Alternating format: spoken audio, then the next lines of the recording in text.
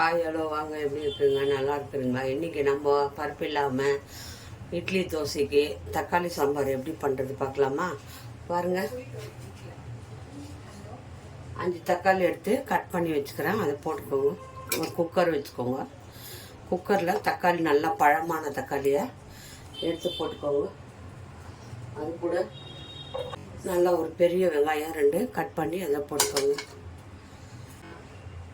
பூண்டு ஒரு 4 பல்லு போட்டுக்கோங்க.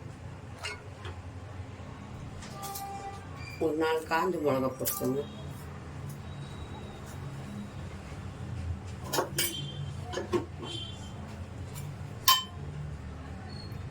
கொஞ்சம் மஞ்சத்தூள் போட்டுக்கோங்க. கொஞ்சம் சாம்பார் தூள் 1 ஸ்பூன் போட்டுக்கோங்க. கூடவே கொஞ்சம் பெருங்காயம் போட்டுக்கோங்க. பெருங்காயம் கொஞ்சம் நல்லாயிருக்கும் வாசனையாக. இப்போ அதில் தண்ணி ஊற்றிக்கணும். தக்காளி 5 தக்காளி பழமாக போட்டுக்கோங்க. பெரிய வெங்காயம் 2, பூண்டு கொஞ்சம், 4 காஞ்ச மிளகா, சாம்பார் தூள், மஞ்சள் போட்டுக்கோங்க. அவ்வளோதான். அது தண்ணி முழுங்குற அளவுக்கு நம்ம தண்ணி ஊற்றிக்கோங்க. ஏன்னா தக்காளியில் தண்ணி வரும். குக்கர் மூடி வச்சு கொஞ்சம் உப்பு போட்டுக்கோங்க. கொஞ்சம் உப்பு போட்டுக்கின்னு இதை குக்கர் மூடி வச்சு 3 விசில் வச்சுக்கோங்க. நல்லா 3 விசில் வச்சு விசில் இறக்கிக்கோங்க. அப்புறம் தாளிச்சிக்கலாம். 3 விசில் வச்சிருங்க. பாருங்க, விசில் இறங்கிடுச்சு. இப்போ இதை நம்ம தண்ணி கொஞ்சம் எடுத்துட்டு இந்த தக்காளியெல்லாம் நம்ம நைஸாக கடைஞ்சிக்கலாங்க. இந்த தண்ணி எடுத்துட்டு இதை நல்லா இப்படி இதில் வச்சு கடைஞ்சின்னு வந்துடலாம். பாருங்க, கடாய் வச்சுட்டோம். எண்ணெய் ஊற்றிக்கலாம். கொஞ்சம் எண்ணெய் ஊற்றிக்கோங்க. கடுகு போட்டுக்கோங்க. கொஞ்சம் சீரகம் போட்டுக்கோங்க. தட்டி வச்ச பூண்டு போட்டுக்கோங்க. பாருங்க, சின்ன வெங்காயம் பொடியாக நறுக்கி வச்சுக்கிறேன், அது போட்டுக்கோங்க.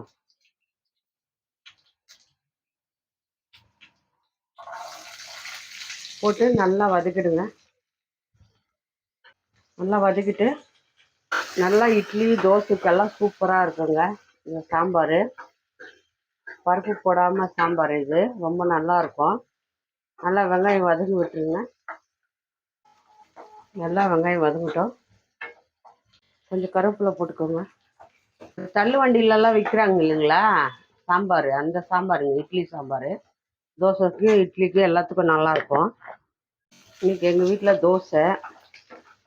அதாவது தோசைக்காக நாங்கள் இந்த சாம்பார் தக்காளி சாம்பார் பண்ணிக்கிறோம். ரொம்ப டேஸ்ட்டாக இருக்கும். நல்லா வதங்கிட்ட வெங்காயம்.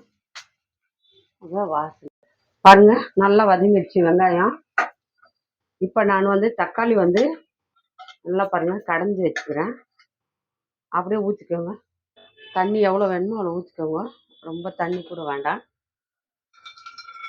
கொஞ்சமாக குக்கர் கழுவி பாருங்க, சூப்பரான தக்காளி சாம்பார் ரெடி ஆயிடுச்சு. பாருங்க பாருங்க, நல்லா கொதிச்சு வருது. பாருங்க,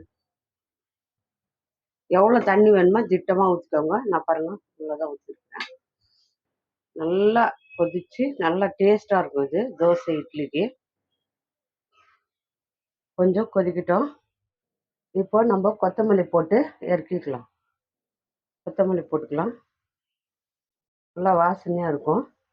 அவ்வளோதாங்க, சாம்பார் ரெடி ஆகிடுச்சு. பாருங்க, சூப்பரான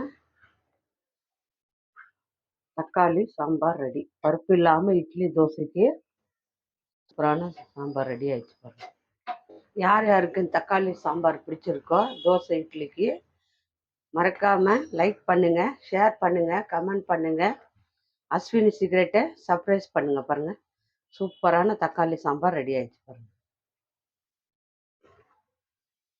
நல்லா வெயில் சீசனு. இப்போது தக்காளி சாம்பார் சாப்பிட்டா ஒன்றும் ஆகாது, கோல்டு. எல்லாம் வீட்டில் செஞ்சு சாப்பிடுங்க. நாங்கள் இன்னொரு டிஷ்ஷில் பார்க்கலாம்.